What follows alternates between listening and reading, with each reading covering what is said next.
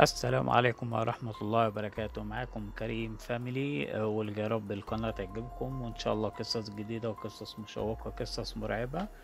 وقبل ما نبدأ ناخد حسنتين مع بعض، وسبحان الله وبحمده سبحان الله العظيم، واللهم صل على سيدنا محمد، وسبحان الله والحمد لله ولا إله إلا الله والله أكبر.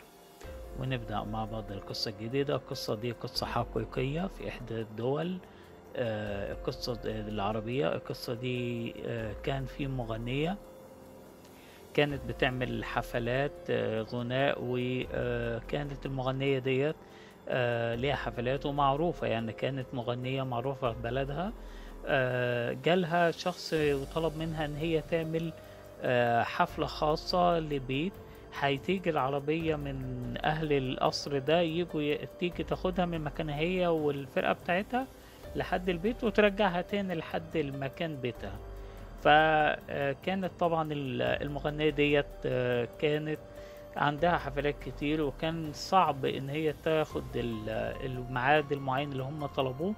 فاعتذرت، ولكن تحت اصرار والحاح الشخص اللي طلب منها ان هي تحضر الحفلة وافقت، وعرض عليه مبلغ كبير جدا. فوافقت نظير المبلغ الكبير والحاح الشخص الدول.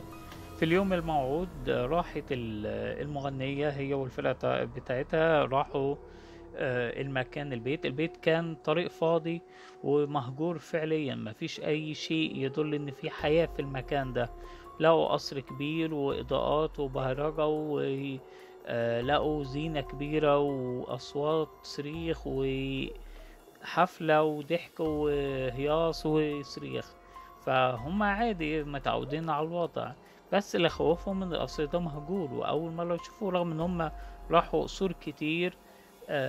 من اول واحد في الدولة لاصغر واحد في الدولة، بس ما يروحوش المكان ده تماما. وقصر كبير زي ده كان المفروض على الاقل يكونوا راحوا مرة او اتنين طول عمرهم، نظرا لان المغنية دي معروفة وكبيرة. فراحت البيت لقت الناس وشوشها غريبة، ساكتين مفيش كلام، رمت السلام. هي عادة لما تروح حفلة الناس كلها بتجري عليها تتصور معاها، تطلب ان هي تمضيلها على الاوتوجراف، انما دول مفيش، قاعدين مكانهم ما بيتحركوش وكأنهم تماثيل اصنام. فقالت يمكن هم ناس غريبة او ما يعرفوهاش، فعادي. طلعوا الدور، راحت واحدة معاهم طلعتهم الدور التاني بحيث ان هم يجهزوا الفرقة بتاعتهم، وبعدين ينزلوا يعملوا الحفلة تحت جو في الدور الأول في القصر. لما طلعت لقيت إن الموضوع غريب، لقيت زي ما يكون أصوات صريخ، أصوات زعيق، أصوات ضحك، أصوات كركعة، أصوات غريبة ما تطلعش في وقت واحد. اللي بيصرخ، اللي بيضحك، اللي بيعيط، أصوات مش في وقت واحد. فبعدين قالت حفلة ممكن يكون حد بيضحك، حد بيهزر، فالموضوع عادي يعني. رغم ان فرقتها خافت من الموضوع وطلبت ان هي تمشي، لان صوت كمان صوت اقدام في الطرقة وهم ماشيين، بس ما بيلاقوش حد وراهم. هم ماشيين يلاقوا صوت رجلين جنبهم، ما يلاقوش حد. يلاقوا زي نفس حواليهم، ما يلاقوش حد. فراحوا يعني جهزوا نفسهم وخلاص نزلوا تحت. وبدأت المغنية ديت تغني الأغاني المشهورة بتاعتها، واللي الناس كلها أول ما بتسمع صوتها بتصرخ وتضحك وتحتفل بالصوت بصوتها وأغانيها.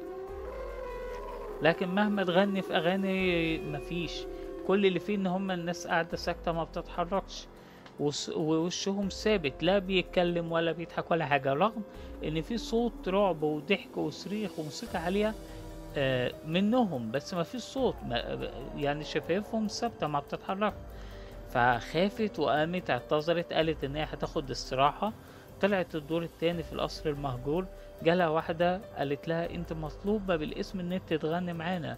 ورغم ان فرقتها كمان خافت قالت يلا نمشي، لكن هي صممت تكمل لاخر حفل للنقطتين. هي عايزة تعرف مين الناس الغريبة دي وايه الاصل الغريب ده. وفي نفس الوقت هي خدت الحفلة كاملة، تكلفة الحفلة كاملة. فخصوصا ان هي تم الحفلة متاخد كامل، فاكيد هي من النوع اللي هي لازم تأدي حفلتها كاملة. ورغم الأصوات المرعبة والهوا والريح الشديدة اللي كانت حواليها وحوالين الفرقة بتاعتها، بس بدأت الحفلة. وشافت الناس في الحفلة غريبة، وشوش غريبة. حاولت مرة واتنين تشغل الأغاني بتاعتها المشهورة، لكن مفيش فايدة. خافت واترعبت. ازاي طالبيني بالاسم ورغم كده مفيش اي تفاعل. الرعب زاد رغم ان الحركات والاصوات تطلع زي طالعة من الناس، بس شفافهم مش بتتحرك. صريخ، ضحك، كركعة، عياط، حاجة مش طبيعية. وصوت رجلين بتدبدب على الارض، بس مفيش حاجة. صوت الدبدبة دي منين؟ من مكانهم. حاولت تقرب من المعازيم على قد ما تقدر، هما مش بيتحركوا، بس صوت الدبدبة زي ما يكون شخص بيتنطط على الأرض من الفرحة والصريخ، بس مفيش حاجة، أصنام ما بتتحركش. خافت وجات عشان تخرج، لقت الباب مقفول. الأصوات سكتت وصوت رجلين بيقرب لها جدا، رغم إن هي مفيش حد وراها بالطرقة. خافت أكتر وسألت، قالت في إيه؟ مين انتم مين؟ أنا أول مرة أشوفكم. انا مش عارفه مين الناس دي. ازاي انتوا طالبيني بالاسم ولحد دلوقتي مفيش اي حركه منكم؟ ايه انتوا مين؟ جالها الصوت ورد عليها، قال لها ايوه زي ما انت عارفه وحاسه وبتفكري في نفسك. ايوه ده بيت مسكون، واحنا العفاريت والجن عايشين فيه، وبنحبك وبنحب نسمع اغانيكي. عشان كده في الليله القمريه دي جبناك تغني لينا، وممكن نأذيكي لو مش كملت الحفله لينا، لان احنا عايزين نسمع اغانيكي كامله. فهي خافت، وطبعا اترعبت اكتر، وفرقتها خافت اكتر. في ناس منهم اغمى عليها فعلا.